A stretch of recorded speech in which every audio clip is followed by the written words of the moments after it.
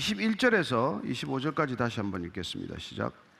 여호와께서 내 공의를 따라 상 주시며 내 손의 깨끗함을 따라 갚으셨으니 이는 내가 여호와의 도를 지키고 악을 행함으로 내 하나님을 떠나지 아니하였으며 그의 모든 법도를 내 앞에 두고 그의 규례를 버리지 아니하였음이로다.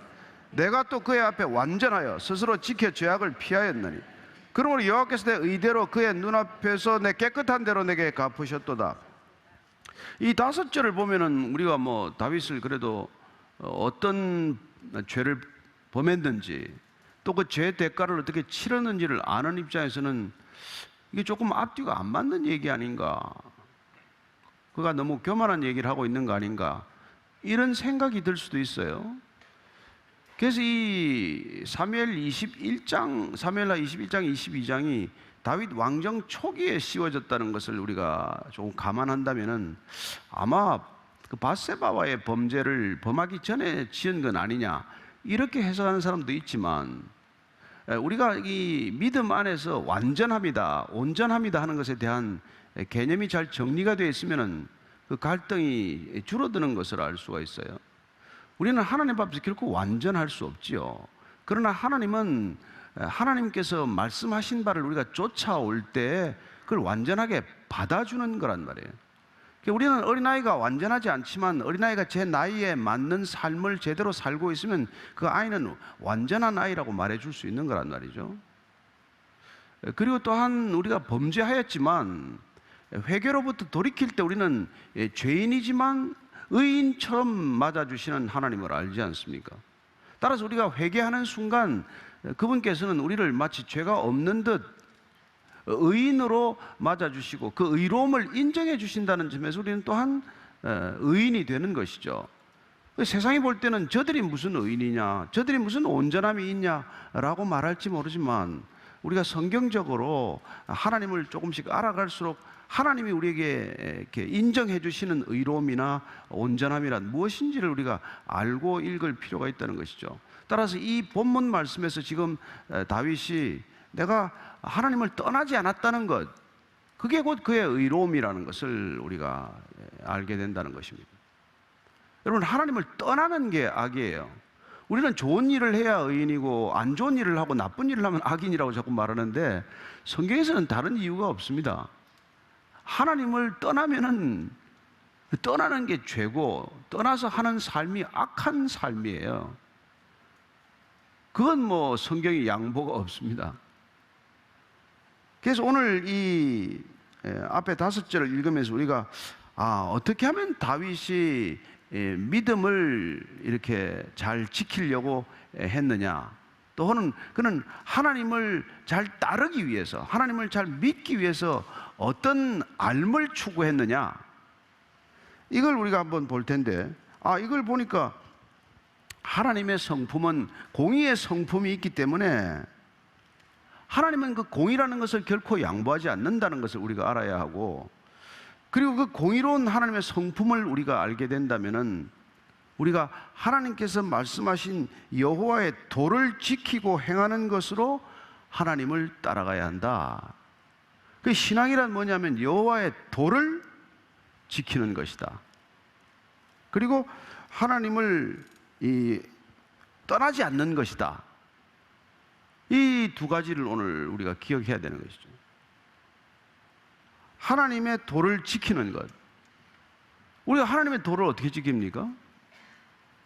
하나님의 말씀을 지키는 것이죠. 하나님의 계명을 지키는 것이죠. 그래서 예수님께서도 너희들이 내 계명을 따르는 자라야, 지키는 자라야 아버지를 사랑하는 것이고 아버지의 사랑을 받을 수 있는 자라고 말하는 것 아닙니까?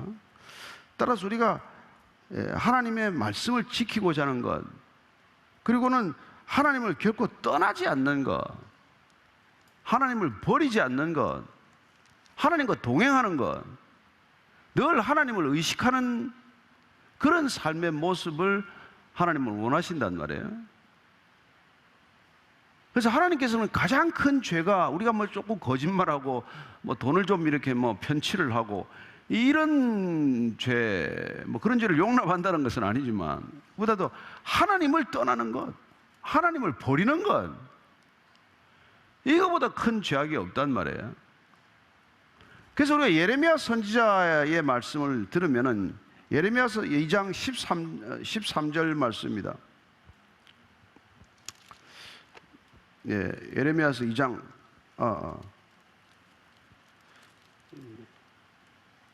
13절 맞죠? 13절. 자, 같이 읽습니다. 시작. 내 백성이 두 가지 악을 행하였나니 곧 그들이 생수에 그는 대로 나를 버린 것과 스스로 웅덩이를 판 것인데 그것은 그 물을 가두지 못할 터진 웅덩이들이니라. 인간의 악이 가장 큰 악이 뭐라고요? 생수의 근원이 되는 나를 버린 거라는 거예요. 그러니까 목마르죠. 하나님을 떠난 사람의 삶의 특징이 뭡니까? 늘 목이 마르다는 거예요. 목이 마르다는 거. 물이 없어 가람이 아니요, 하나님을 아는 지식이 없어 목이 마르단 말이에요. 여기 저기 신사동 사거리 가면은 아침마다 내가 이 예배 나올 때 보면은 그냥 젊은 사람들이 다 그냥 술에 취해서 널브러져 있단 말이에요. 왜 그래요? 무엇 때문에 목이 마른지 모르니까. 어떻게 해야 이 목마름을 채울 수 있는지를 모르니까. 그런데 문제는 그 목마름을 채운 사람들조차도 그들에게는 답이 아닌 것처럼 보인단 말이에요. 우리가 정말 해갈이 되었습니까? 우리가 정말 부족함이 없습니까? 그러니까 우리를 보고도 하나도 도전이 안 되는 거죠. 그들은 술집에서 헤어나지 못하는 거예요. 자, 26절 28절까지입니다. 시작. 자비한 자에게는 주의 자비하심을 나타내시며 완전한 자에게는 주의 완전하심을 보이시며 깨끗한 자에게는 주의 깨끗하심을 보이시며 사악한 자에게는 주의 그스러심을 보이시리이다. 주께서 권고한 백성을 구원하시고 교만한 자를 살피사 낮추시리이다. 하나님을 어떻게 따라가야 하느냐, 하나님을 따르는 법을 왜 다윗신들 주의 깊게 살피지 않았겠어요? 내가 어떻게 하면 하나님께 그 하나님의 마음에 합한 자가 될 수 있는가? 어떻게 내가 일상을 살아가는 것이 하나님께 그 길에 합당한 삶이 될 것인가를 생각한 거랍니다. 그런데 보니까 죄를 피하는 거, 법도를 늘 앞에 두고 살아가는 거. 그러니까 말씀이 내 앞에 있으면요, 내 앞에 두는 건 나보다 중요해야 앞에 두지 않습니까? 그러니까 늘 말씀을 내 앞에 두는 삶을 말씀이 이끄는 삶이라고 말할 수 있단 말이에요. 나보다 중요한 걸 늘 앞세우니까. 그러니까 우리가 다른 어떤 것도 따라가지 않고 말씀을 내 앞에 두고 내가 말씀을 따라가는 삶을 사는 그 모습을 다윗은 이렇게 설명하는 거예요. 그렇게 살면 그 말씀에 담겨 있는 모든 하나님의 성품들이 우리를 닮아가게 할 것이고, 그렇게 하나님을 닮은 삶을 사는 자에게 하나님은 동등한 태도를 보이실 것이다. 이게 다윗이 생각한 이 사고방식이에요. 그래서 말씀대로 살면 말씀 안에는 하나님의 자비가 있으니까 그 말씀대로 자비를 베풀면 하나님께서도 자비를 베푸실 것이고, 또 하나님이 완전함을 우리에게 허락하시면 그러면 하나님께서 완전한 삶을, 온전해지고자 하는 우리의 삶의 태도를 보시고 그분의 완전함을 더욱 보이실 것이고, 그리고 우리가 깨끗하고 성결하게 살려고 할수록 하나님은 그 성결하심을 우리 눈앞에 목도하게 하실 것이고, 그리고 우리가 겸손할 때 구원하시고 교만하면 낮추시리다. 이게 너무 이게 쉬운 길 같지 않아요? 예수님께서는 한마디로 정리하셨죠. 내가 대접받고 싶은 대로 남을 대접하라. 하나님이 어떤 대접을 받고 싶습니까? 하나님을 그렇게 대접하는 것이고, 이웃으로부터 어떤 대접을 받고 싶습니까? 이웃에게 대접받고 싶은 대로 내가 먼저 대접하는 거라며. 우리가 거짓말을 해가 속고 싶습니까? 그러면 내가 먼저 거짓말하면 속겠죠. 또 아니라면은 우리가 그렇게 살아서는 안 된다고 얘기하는 것이죠. 그리고 다윗은 오늘 하나님을 이렇게 부르는 것입니다. 29절에서 32절의 시작. 여호와여, 주는 나의 등불이시니 여호와께서 나의 어둠을 밝히시리이다. 내가 주를 의뢰하고 적진으로 달리며 내 하나님을 의지하고 성벽을 뛰어넘나이다. 하나님의 도는 완전하고 여호와의 말씀은 진실하니 그는 자기에게 피하는 모든 자에게 방패시로다. 여호와 외에 누가 하나님이며 우리 하나님 외에 누가 반석이냐? 그는 하나님을 어떻게 알아갔습니까? 그런 주위에 있는 모든 것들로부터 하나님의 일반 계시를 발견한 사람이에요. 그래서 우리가 지난주 보았던 하나님은 나의 방패십니다, 나의 뿌리십니다, 나의 산성이십니다, 나의 바위이십니다라고 표현하는 이유가 뭐예요? 바위를 하나 보아도 하나님의 그 든든한 성품을 그 바위 속에서 발견해냈고, 높은 망대나 요새를 보면은 저렇게 든든한 요새 같은 하나님을 연상할 줄 알았고, 따라서 그는 어떻게 보면은 우리가 일반 계시라고 부르는 하나님을 알만한 것들을 곳곳에 우리의 일상 가운데 우리의 관계 속에 숨겨놓으신 것들을 그는 마치 보물을 찾듯 발견한 사람이란 말이에요. 그래서 여러분, 눈을 크게 뜨면 우리는 어디서나 하나님의 살아계심을 발견할 수 있다, 이런 얘기를 하지 않습니까? 너희는 내게 부르짖어라, 그러면 내가 너를 내가 너를 만나줄 것이고 내가 비밀한 것을 내가 보여주겠다고 말씀하시니까. 그래서 우리가 뭐 하루 종일 걸어가면서 하나님을 묵상하는 사람은 하나님의 살아계심, 나타나심을 경험할 것이고, 하루 종일 하나님과 상관없이 내가 욕망하고 갈망하는 것들을 보면 그것들이 눈앞에 툭툭 나오겠죠. 그런데 뭐 오늘 다윗은 딱 보더니 주는 나의 등불이시다, 등불이시다, 나의 어둠을 밝히시로다. 여러분, 다윗은 지금 그 젊은 시절에 많이 숨어 다녔잖아요. 어두운 곳에 몸을 숨겨야 했단 말이에요. 상징적인 곳이 어디입니까? 아둘람 동굴 아니에요. 거기 숨어 들어갔잖아요. 그런데 어떻게 그 동굴을 알고 찾아오는 사람들은 전부 다 사회 낙오자요, 지명 수배자요, 정말 쓸모없는 것처럼 보이는 인간들이 다 하나씩 와가지고 400명이 600명까지 불어났는데 다윗한테 무슨 도움이 되겠어요? 정말 인생 가성비 제로의 인간들이 모여가지고 거기서 무슨 일이 일어나겠어요? 근데 여러분, 그 아둘람 동굴의 그 공동체가 나중에 통일 이스라엘 왕국의 다 주춧돌 같은 사람이 되는 거예요. 세상에서 버림받은 것 같은데 예수님이 누구십니까? 건축자의 버린 돌이 하나님 나라의 기초돌 된 거 아닙니까? 저는 여러분들이 세상에 버림받더라도 걱정도 하지 마시기 바랍니다. 하나님은 반드시 여러분들을 하나님 나라의 기초로 삼으실 줄로 믿으세요. 뭐 이것 자랑 저것 자랑 안 하고 살아도 관계없습니다.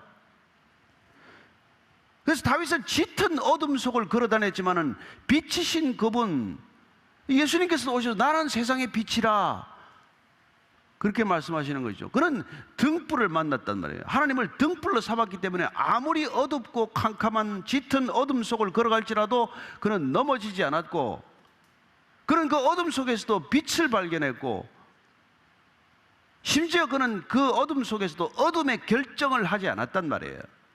사람이 어둠 속에 오래 있으면 생각하는 것이 어두운 생각이고, 결정이 어두운 결정이고, 판단이 어두운 분별력인데 다윗은 그렇지 않았단 말이에요. 왜냐하면 등불이신 하나님을 따랐기 때문에, 어떻게 따라가야 하는 걸 알았기 때문에, 그래서 그의 발 앞에 들어온 어둠의 동굴 속으로 들어온 사울을 죽일 수 있는 그런 결정적인 찬스를 맞았지만 어둠의 결정, 죽음의 결정, 그 결정을 하지 않는단 말이에요.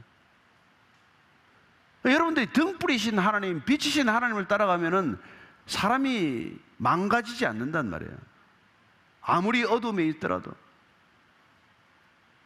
여러분, 옛날에 공산권에서 막 고문을 갖다 몇 년씩 받은 사람들은 말이죠, 하루에 16, 17시간씩 예수는 없다, 예수는 사기다, 그걸 그렇게 하루 종일 암송하도록 만들었지만은, 그러나 그 범브란트나 이런 목사님들은 그 감옥 속에서도 결국 등불이신 예수님, 빛이신 예수님을 의지했기 때문에 끝내 세뇌당하지 않고 미치지 않고 죽지 않고 살아나올 수가 있었단 말이에요.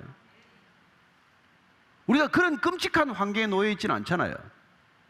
조금 어두워 보이는 환경, 좀 우리 뜻대로 안 풀리는 환경, 좀 우리가 힘든 환경 속에 놓여 있지만, 그러나 빛이신 하나님, 등불이신 하나님을 따라가는 사람들은 여러분 어둠 속에서 헤매지 않을 줄로 믿습니다. 하나님은 반드시 우리를 밝히시는 분이라는 거예요. 밝히시는 분. 정말 저는 어제 이 본문을 묵상하면서, 야, 이 다윗은 예수님을 일찍 만났구나.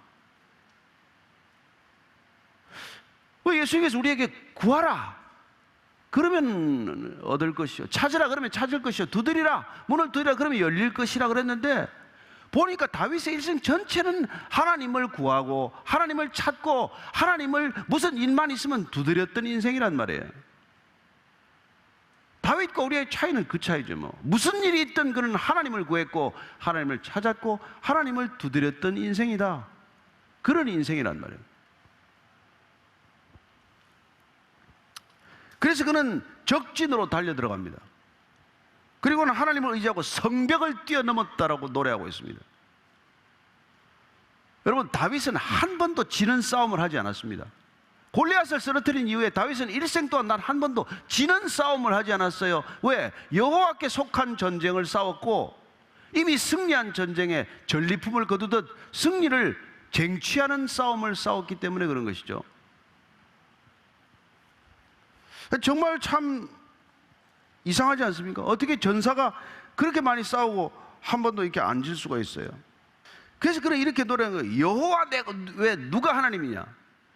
신앙은 딱 한마디, 여호와 왜 누가 하나님이냐? 우리 하나님 왜 누가 반석이냐?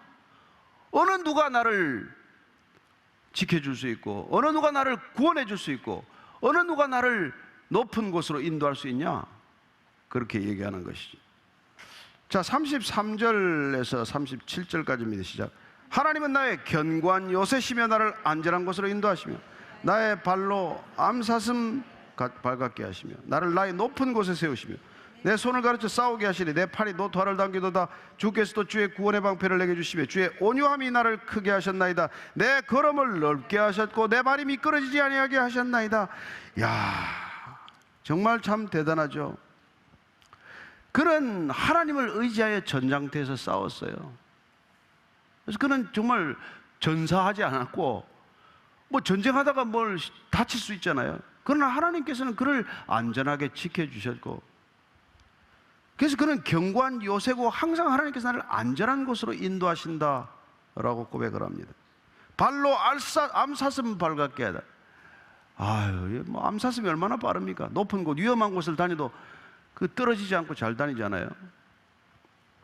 이 제가 뭐 영상을 한번 보니까 막 90도 가까운 절벽을 기어오르더라고요, 암사슴들이. 대단해. 그리고 노트화를 어떻게 다닙니까? 노트화를. 나무활도 우리 같아서 못 당기는데. 그렇게 하나님께서 내게 힘을 주시고 하나님께서 내게는 팔에 싸움도 가르쳐 주셨대요. 저는 보니까 진짜 하나님은 이렇게 간절한 사람에게 가르쳐 주시는 게 확실해요. 그리고 놀랍게 얘가 구원의 방패를 내게 주시면서 나의 온유함이, 아니 주의 온유함이 나를 크게 했다는 거예요. 그 다윗은 자기가 얼마나 작은 인간인지 알았단 말이에요. 근데 하나님이 나를 키우는구나, 이걸 알았어요. 아, 하나님께서 나를 크게 만들어 주시는구나. 하나님께서 나를 하나님의 그릇으로 만드시는구나. 그러니까 여러분, 이기적인 그리스도인 이런 말 없습니다. 또 속이 좁은 그리스도인 이런 말도 없어요. 안에 그리스도가 없다는 뜻이지 속이 좁은, 안에 하나님이 들어가는데 어떻게 속이 좁습니까? 그렇지 않아요? 그 다윗이 그 고백을 하는 거란 말이에요. 주의 온유함이 나를 크게 만들었다. 자기가 어떻게 사울을 용서합니까? 어떻게 용서할 수 있어요? 다들 시므이나 이런 인간을 어떻게 용서해요? 그러나 주의 온유함이 나를 크게 했다. 본인이 갈 수 있는 게 어디겠어요? 그러나 하나님께서 내 발을, 내 걸음을, 내 지경을 넓게 해주시는 분이다. 야, 그러니 하나님을 한번 잘 만나고 하나님을 바르게 알면, 그런 알면 알수록 더욱 하나님을 신뢰하게 되었다. 이게 오늘 우리의 골자란 말이에요. 몰라서 우리가 못 가는 거 아니에요. 알면 갈 수 있어요. 알면 우리가 행할 수 있다고요. 알면 알수록 그분을 더 믿게 돼요. 더 믿으면 믿을수록 더 알게 돼요. 더 알고 더 알게 되면 더욱 더 믿게 된단 말이에요. 그래서 믿음의 선순환이 일어나는 거란 말이죠. 근데 알려고 하지 않고 믿음은 점점 줄어드는 그런, 점점 저 소극적인 신앙인이 있는가 하면 알면 알수록 점점 더 담대해지고 바르게 알면 바르게 할수록 더욱 겸손해지는 사람이 있는가 하면 제대로 알지도 못하면서 점점 교만해지는 사람이 있단 말이에요. 저는 여러분들이 바르게 알고 바르게 믿고 바르게 행하고 바른 겸손의 사람이 되기를 축복합니다. 그러면 뭐 정말 하나님을 안다는 게 얼마나 큰 기쁨인지 이루 말할 수 없는 기쁨을 그가 누리는 거죠. 38절 이하예요. 시작. 내가 내 원수를 뒤쫓아 멸하였으며 그들을 무찌르기 전에는 돌이키지 아니하였나이다. 내가 그들을 무찔러 전멸시켰더니 그들이 내 발 아래에 엎드러지고 능히 일어나지 못하였나이다. 이는 주께서 내게 전쟁하게 하려고 능력으로 내게 띠띠우사 일어나 나를 치는 자를 내게 굴복하게 하셨사오며 주께서도 내 원수들이 등을 내게로 향하게 하시고 내게 나를 미워하는 자를 끊어버리게 하셨음이니이다. 그들이 도움을 구해도 구원할 자가 없었고 여호와께 부르짖어도 대답하지 아니하셨나이다. 내가 그들을 땅에 티끌같이 부스러뜨리고 거리에 진흙같이 밟아 해쳤나이다. 그는 전쟁하는 병사로 군사로 부름받았다는 것을 확실히 한 사람이에요. 다윗은 왜 수금도 잘 타죠, 시도 잘 짓죠, 노래도 잘하죠. 그러나 그는 가장 큰 소명, 부르심이 전쟁하는 데 있다는 것을 알았다는 거예요. 저는 오늘 이 말을 우리가 같이 한번 기억했으면 좋겠어요. 여러분들 이 자리에 모든 직업의 사람들이, 많은 직업의 사람들이 있을 거예요. 그러나 여러분들이 어떤 직업을 가지고 무슨 일을 하고 있건 지금 하나님께서는 내게 전쟁하게 하려고 능력으로 내게 띠띠우셨다. 이걸 내게 주시는 말씀으로 받으셔야 돼요. 여러분들이 어떤 재능을 가지고 있더라도 그러나 하나님께서는 띠띠우셔서 전쟁하게 하려고 나를 부르셨다 얘기하면, 이거 나중에 사도 바울이 사도 베드로가 주님 만나가지고 주님이 마지막에 하시는 말씀 아닙니까? 요한복음 21장 끝에, 요한복음 21장 끝에 18절입니다. 시작. 내가 진실로 진실로 내게 이르노니 내가 젊어서는 스스로 띠띠고 원하는 곳으로 다녔거니와 늙어서는 내 팔을 벌리리니 남이 내게 띠띠우고 원하지 아니하는 곳으로 데려가리라. 젊을 때는 뭐 가고 싶은 데 다 가죠. 뭐 별 데를 다 돌아다니지 않습니까? 그러나 우리가 주님께 딱 부름을 받고 주님께 딱 붙들리면은 주님께서 우리의 띠를 띄우시고 주님이 원하시는 곳으로 데려간단 말이에요. 그래서 새로운 능력을 주시는 거예요. 그전에 내게 없던 능력입니다. 그런 능력이 생겨서 주님께서 주님 띠를 띄우셔가지고 주님이 원하시는 곳으로 데리고 다니는 거예요. 그래서 상상도 못할 일이 일어나는 겁니다. 여러분, 한 번도 생각해 본 적이 없는 일들이 일어나는 거예요. 여러분들을 만나가지고 어떻게 죽은 사람이 살아납니까? 나도 뭐 이렇게 힘들어 못 살겠는데. 그러나 여러분들이 하나님께서 여러분들을 띠띠우고 데리고 다니기 시작을 하면은 여러분들이 가서 별말 안 하는데 그 사람이 눈물을 흘리고 회복을 경험하고 위로를 받게 되고 그 사람이 하나님을 영접하게 되고 이런 일들이 일어난단 말이에요. 여러분, 그러나 하나님과 함께 가면 여러분들 정말 저 뭐 케냐의 무슨 쓰레기 마을이 됐건, 카이로의 그 무슨 뭐 거짓 마을이 됐건, 방글라데시의 그런 마을이 됐건, 필리핀의 어디가 됐건 거기가 하나님의 땅이 되고 하나님의 나라가 될 줄로 믿습니다. 자, 47절 이하를 읽고 마칩니다. 시작. 여호와의 사심을 두고 나의 반석을 찬송하며 내 구원의 반석이신 하나님을 높일지로다. 이 하나님이 나를 위하여 보복하시고 민족들이 내게 복종하게 하시며 나를 원수들에게서 이끌어내시며 나를 대적하는 자 위에 나를 높이시고 나를 강포한 자에게서 건지시는도다. 이러므로 여호와여, 내가 모든 민족 중에서 주께 감사하며 주의 이름을 찬양하리이다. 여호와께서 그의 왕에게 큰 구원을 주시며 기름 부은 반석이 인자를 베푸시며 영원하도록 다윗과 그 후손에게로다. 이렇게 말해요. 그래서 지금 다윗이 할 수 있는 일은 찬송하리로다, 주의 이름을 높이리로다. 일생 동안 이게 되는 거죠. 하나님의 이름을 찬송하고 하나님의 이름을 높이고 어떻게 하든지 예수 그리스도가 나를 통해서 존귀하게 되는 것, 그것 말고 무슨 다른 소망이 없는 거예요. 그래서 사도 바울이 하나님을 몰랐습니까? 누구보다도 하나님을 열심히 잘 안다고 생각했지만 예수 그리스도를 만나고 나서 하나님을 내가 전혀 몰랐구나, 이걸 깨닫게 되고 그가 하나님을 제대로 알고 제대로 믿고 제대로 살기 시작하자 어떤 일이 일어난 겁니까? 그가 루스드라에서 기적을 베풀었어요. 날 때부터 뭐 안전뱅이 같은 비슷한 사람, 서서 걷지 못하는 사람을 이렇게 세우지 않았습니까? 이렇게 세웠더니 어떻게 됐어요? 그 사람들이 막 제사를 지내려고 그래요. 소를 가지고 왔습니다. 그죠? 소를 가지고 오고, 그리고는 뭐 바나바는 제우스라 그러고, 그죠? 그리고 또 뭐 자기한테는 에르메스라 그러고. 그랬더니 사도 바울이 뭐라 그럽니까? 사도 바울이 뭐라고 그들에게 얘기를 합니다. 사도행전 14장 5절 찾아오겠습니다. 사도행전 14장 5절. 사도행전 14장 15절이네. 시작. 이르되 여러분이요 어찌하여 이러한 일을 하느냐? 우리도 여러분과 같은 성정을 가진 사람이라 여러분에게 복음을 전하는 것은 이런 헛된 일을 버리고 천지와 바다와 그 가운데 만물을 지으시고 살아계신 하나님께로 돌아오게 함이라. 바울을 신격화시키는 이들을 향해서 너희들이 이런 헛된 일 더 이상 하지 않고 하나님께로, 살아계신 하나님께로 돌아오게 하는 것, 그게 복음이란 말이에요. 복음을 들을 때 그런 일이 일어난다는 것입니다. 따라서 복음을 전하는 것, 사람들이 하나님께로 돌아오는 것, 사람들을 하나님께로 돌이키는 것보다도 더 큰 인생의 사명이 어디 있습니까? 인생의 소명은, 유일한 소명이 다른 사람을 하나님께로 돌아오게 하는 일인 줄로 믿으십시오. 그 일을 위하여 내가 죽도록 열심히 수고하는 것이 나의 사명인 줄로 믿으십시오.